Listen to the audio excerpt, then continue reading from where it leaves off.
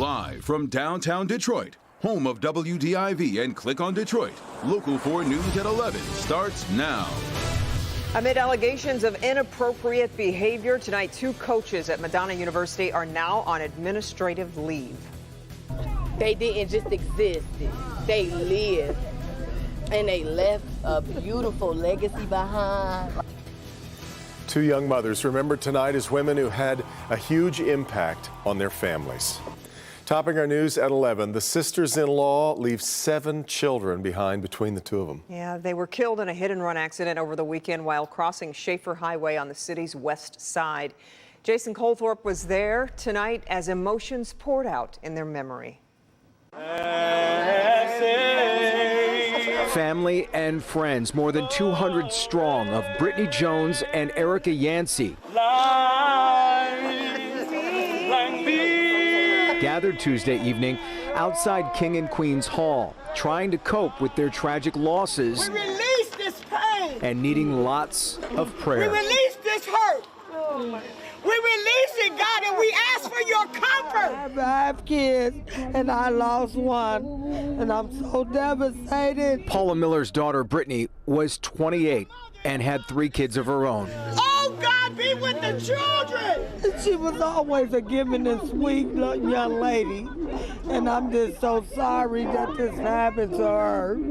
Oh, my God. Erica was 38 with 4 children. My big sister was like a second mom to me because she set that standard and she set that level of respect. It was after 1 a.m. Saturday when the sisters-in-law were leaving this hall when they were hit by an SUV that didn't stop. We focused on our healing as a family and making sure her children are better than okay. Because as a unit and as a family, we're gonna make sure.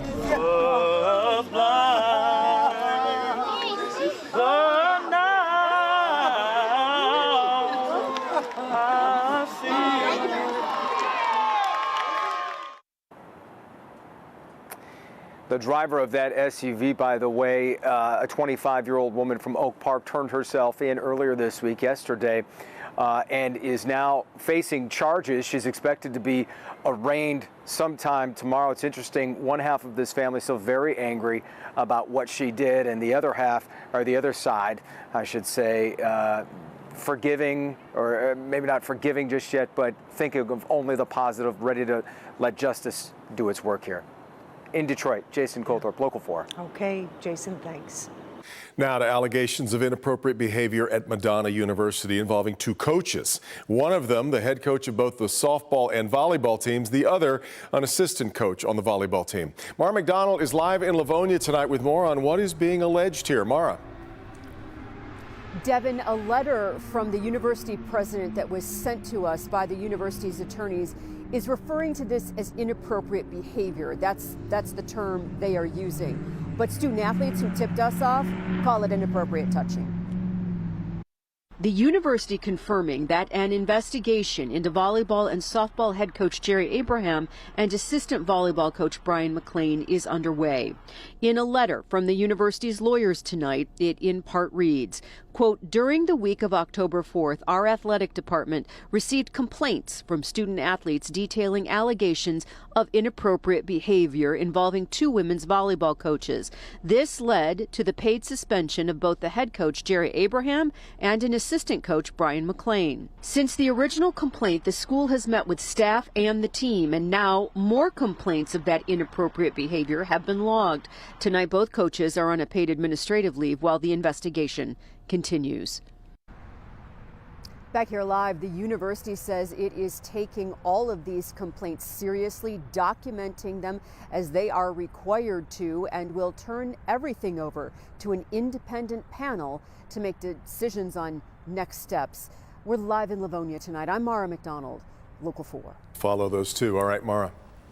The search to find 2 gunmen who shot and killed a young Detroit couple at a West Side gas station is now in its 2nd night. Today, Detroit police released surveillance video of the shooting that happened last night just before 9 p.m. at the Marathon on West Warren near the Southfield Freeway. Police say the man and woman, both 22 years old, were shot while sitting in their car. with their 9-month-old son inside. Fortunately, he was not hurt. Police believe the couple was targeted. You're a kid growing up without your parents, that in and of itself is going to bring trauma to you. It's just horrific. I mean, it's just no words for it. I can't even imagine what the families are going through. Take a good look here. It's really not a clear picture, but this is another look at the suspects. Crime Stoppers offering a reward for any information that leads to an arrest. The January 6th Select Committee voting tonight to recommend contempt of Congress charges against former Trump advisor Steve Bannon. Tonight's vote comes after Bannon defied a subpoena aimed at answering questions and turning over records relevant to the investigation. The House now expected to vote on criminal contempt charges before the end of the week. Bannon has been arguing that he is unable to cooperate until matters of executive privilege are resolved by the courts. A high school senior is critically injured after being hit by a car driven by another student. The Oakland County Sheriff's Department says the Stony Creek High School student was struck while crossing Tinkin Road after school. She was taken to the hospital. The driver was not injured. Investigators say they do not believe drugs or alcohol were factors in the crash. City of Benton Harbor has declared a state of emergency. The city commission made the decision Monday night after the discovery of high lead levels in the water there. Governor Whitmer visited the city this morning, hearing from residents and lawmakers about their concerns. Last week, the state pledged to replace every lead water line in the city in 18 months. The state is also bringing in bottled water to the city every Monday. Michigan's Redistricting Commission is asking residents now to speak up about congressional and legislative maps that have been released. The panel wants feedback on its draft of the maps, along with several more maps proposed by individual commissioners. The group is tasked with redistricting. That's their job now instead of the legislature, which controlled the process for the last 2 decades. Redistricting happens once every 10 years. Tomorrow, TCF Center will host the first of 5 hearings across the state. Residents will have 90 seconds to speak in person or virtually. That hearing is set for 1 p.m. Well, for the first time in 19 months, the Fisher Theater hosted a Broadway show. Tonight, the opening of Rent, 100% capacity. The theater has an upgraded air filtration system. All staff and guests are required to wear masks. One woman told us Rent is her favorite show, and nothing was going to keep her from being there for opening night. The first time I seen it was 2006 in New York, and I have seen it probably 12 times. It's just one of those musicals that I cannot get enough of. A lot of people feel that way. The Fisher Theater is requiring guests to show proof of full vaccination or a negative COVID test that's been taken within 72 hours of entry. None of that kept them from having a full house tonight. That's really great. All right, still ahead, a woman missing for weeks is found dead up north. The connection she has to another missing woman whose body was found last month. Let's check in with Paul.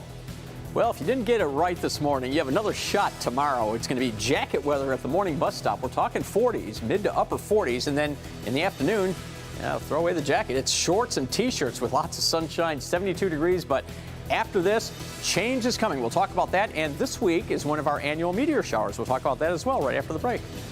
All right, Paul, but first, an Oakland County man is shot while trying to do the right thing. That's next.